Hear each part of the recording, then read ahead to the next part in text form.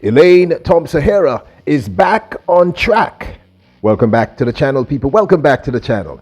If this is your first time here, thank you for making it Peter Lloyd World. Now go ahead, please. Hit that subscribe button so we can continue to grow. When you do that, go ahead and hit the notification bell so you know when the next video drops. We drop a video at least once a day here on Peter Lloyd World. Also, if you enjoy the content, please hit that like button. And finally, leave your thoughts after this sports analysis where we take a look at and we break down the races.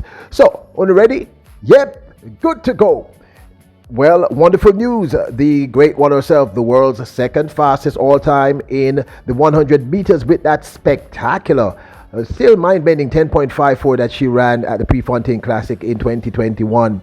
And the third fastest all-time at the 200 meters with her 21.53 that she executed at the Tokyo 2020 Olympics in the finals of the women's 200 meters is finally back on track, getting ready for the 2023 season.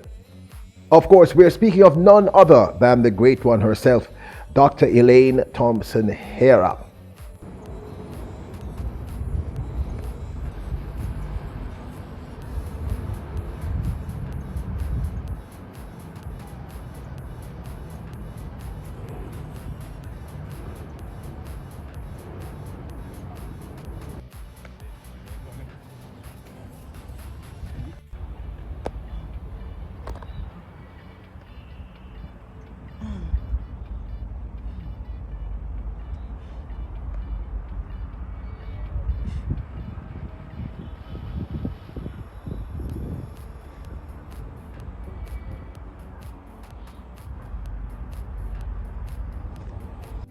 So now that Elaine Thompson Herah is back in the saddle, what will her 2023 season look like?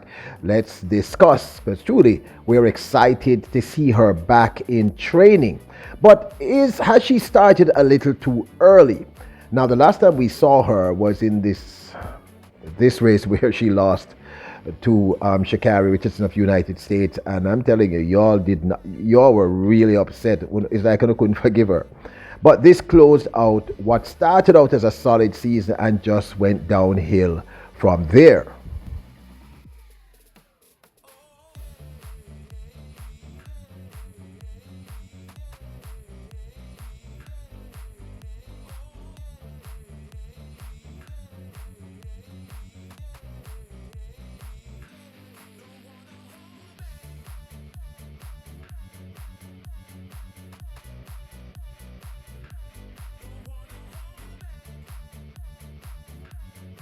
Not to rehash the old stuff, but many of you believe that this started when she left Stephen Francis and started to be coached by her husband, Darren Herah. She explained in this interview with Miss Kitty the primary reason why she left MVP. Really, I'm my coach, but I'm just working with him. He oversees my program. What I've wanted for myself and based on the path that I'm heading, MVP could not provide that anymore. After her 200-meter run, where she failed to medal at the World Championships, Elaine Thompson Herah said this in an interview. Get that, as I said earlier this season, I had some injuries that is bothering me, but based on what I saw this year, everybody who had an awesome season last year didn't make it to the first round. People crashing into hurdles, not get to defend their titles. So looking back on my journey early this season, I am happy that I could come out here, made it to the rounds and get 2 medals. I did not perform at my best in the 200. I was not feeling well, but I still went out there and ran that race. I came back today with a team effort, get another medal. I'm just super happy. Now, in that interview, she was referencing to something that's called Olympic blues. There's this feeling that when an athlete does extremely well, it happens to many in one year like she did in 2021, it tends to not go very well in the following year. So we know that this year she's going to have to get past these people. She's going to have to get past her compatriot and rival Shelly Ann Fraser-Pryce, who was the fastest in the year for the 2022 season and who became 5-time world champion in the women's 100 meters. She's going to have to get past Marie-José Talou, who is running some crazy time. She's now, I believe, 5th or 6th fastest all time.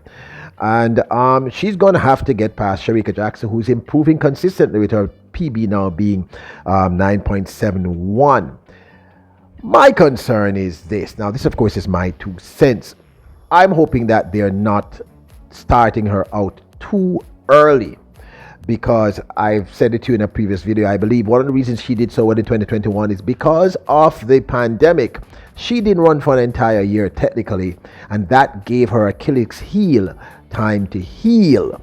Now, having had that injury for 7 years, I mean, one would say that, and I don't want to put no goat moat on one of my favorite athletes, but she may be considered injury prone, and that's one of the reasons why running her body ragged from the very beginning of the 2022 season might have been, that indoor whole campaign may have been an error. So I'm hoping, these are the things I'm hoping that she doesn't do wrong, and I think she will shine in 2023 or be far more competitive. One, I hope that they give her enough time to properly heal.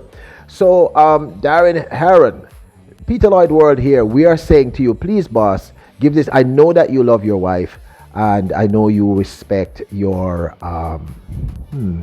you're the coach, well, your athlete. Please, she needs to heal. That's a really important issue. Obviously, she has injury issues. So please, I'm hoping that she heals properly.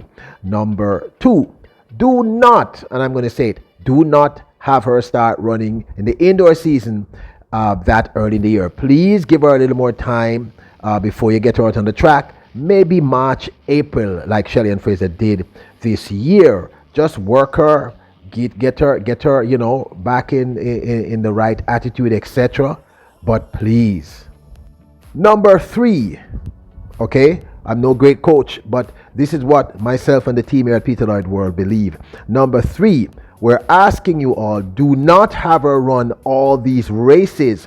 Remember, she's delicate in that sense. We want her to be, preserve her the way that they did with Shelly Ann. So don't make sure more than maybe 10 races for the entire season, please. So that's number 3. And number 4 for us, I would say, in this entire process, we need to keep her mentally acute and mentally healthy. It must have been very stressful for her psychologically last year, wanting her body to respond in a particular way, and it just wasn't responding. So those are my 4 concerns. I'm really, really happy that she's back on the track. It looks great. They look like they're taking her through the paces, but I'm going to repeat all 4. 1, give her time to heal.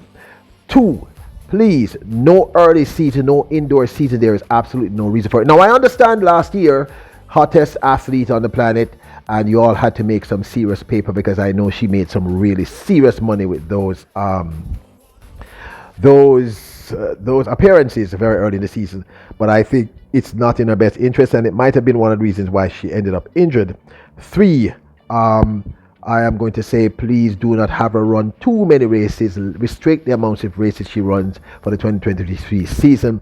And number 4, let's keep her balanced, mentally fit, mentally healthy, mentally happy.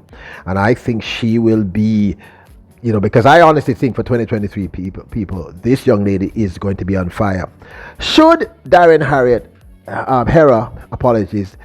Darren Herah and her team listen to us little people over here at Peter Lloyd World, I would love to know what you all think. So, the great one, Elaine Thompson Herah, is back on the track. What are your thoughts? Do you think we're making sense? Now, don't forget to hit the subscribe button, hit the notification bell, and hit that like button. Remember, you are royals, kings, and queens. Bless up! Quick correction before the end of the video. Shericka Jackson's PB is clearly not 9.71. It's actually 10.71. Bless up!